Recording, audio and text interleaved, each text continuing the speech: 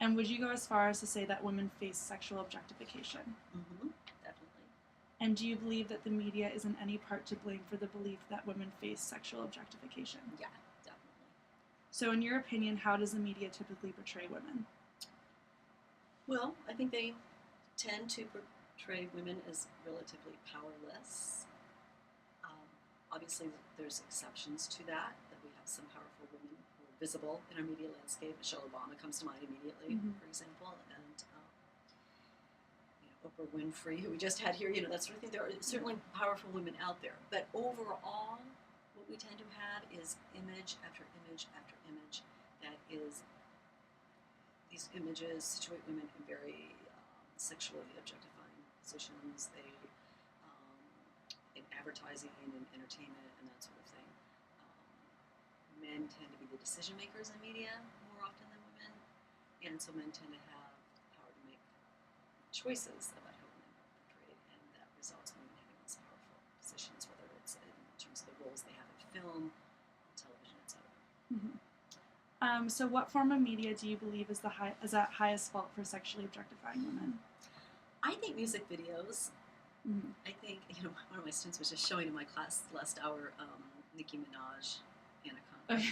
And so that's right on my mind right now, but I had seen that previously. And, that's just such typical fare of what's out there, that for women to make it in the pop music world, they have to super objectify themselves. And even relatively powerful women, like Jennifer Lopez, is still kind of doing that, So I think definitely music videos are a place where it's really hard in pop music for a woman to not fall into that. Why do you think that the media is able to influence us so much in terms of how we view women? I think because we are surrounded by it, and because it's not just one type of media. If it was only music videos, then okay, we could sort of balance that with other content. But there are stereotypes of girls, starting with children's programming all the way up. And so I think it's a cumulative effect that because we have it over time, and because it's in all these different venues, that it's a very powerful message that women get. Okay. Do you believe that the media's portrayal of women has emotional and psychological consequences for the everyday woman? Yeah, research shows that it does. For example, if we stick with the kind of imagery, in terms of ideal beauty that's out there and a lot of the sexually objectification messages that are out there.